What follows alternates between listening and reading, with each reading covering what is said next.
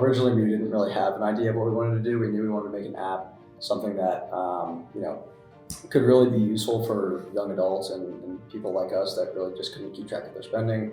We went through a couple different routes, split payments, like splitting payments for couples, things like that. But nothing really stuck, and it all felt like we couldn't really play any of that out. But eventually we landed on Prospr. The startup space right now, it isn't like you don't want to go public anymore. You want to sell out to a public company, and that was kind of our goal. Is we wanted to find a problem that Rocket Money wasn't solving. We wanted to solve a problem that they kind of overlook. We did a lot of market research together. We did a lot of kind of business modeling.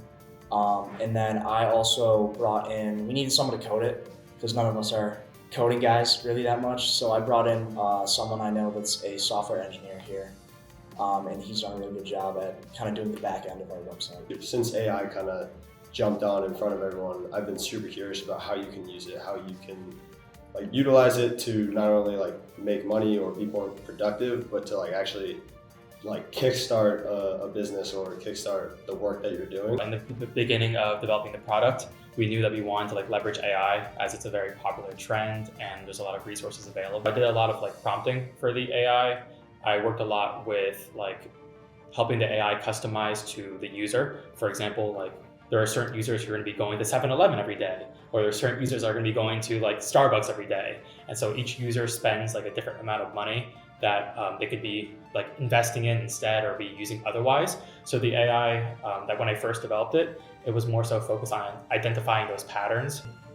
Being able to collaborate and really generate an idea out of nothing, that was really cool.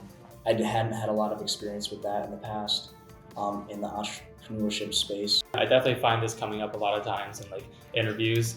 I find as if like this experience that I've gained really provided me a different like background and made me stand out a little bit more as a candidate.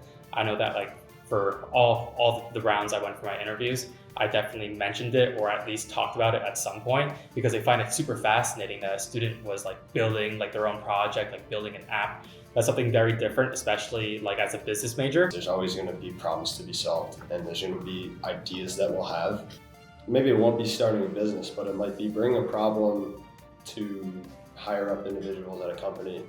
Whether they agree with it or not, they might tell you to keep looking at it or solve a different part of that problem. But I think being able to identify the problems, be able to act on them and see what opportunities there might be, I think those are just major skills to have moving forward.